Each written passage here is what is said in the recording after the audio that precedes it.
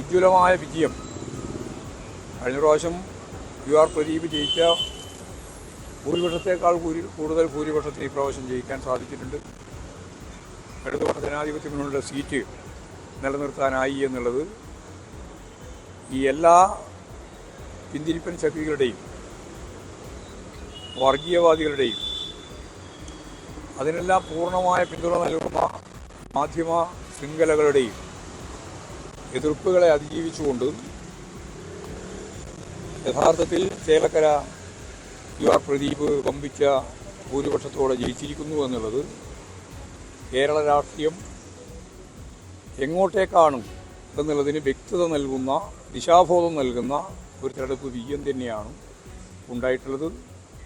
വരാൻ പോകുന്ന തദ്ദേശ സ്വയംഭരണ സ്ഥാപനങ്ങളിലേക്കുള്ള തെരഞ്ഞെടുപ്പിലും അതിനുശേഷം നടക്കാൻ പോകുന്ന അസംബ്ലി തെരഞ്ഞെടുപ്പിലും കേരളത്തിൻ്റെ ഭാവി നിർണ്ണയിക്കുന്നതിൽ ഇടതുപക്ഷ ജനാധിപത്യ മുന്നണിക്ക് നിർണായകമായ ചുമതല നിർവഹിക്കാനാവും എന്ന് തന്നെയാണ് ചേലക്കര ഉപതെരഞ്ഞെടുപ്പുമായിട്ട് ബന്ധപ്പെട്ടുണ്ടായ വിധിയെ ഞങ്ങൾ കാണുന്നത്.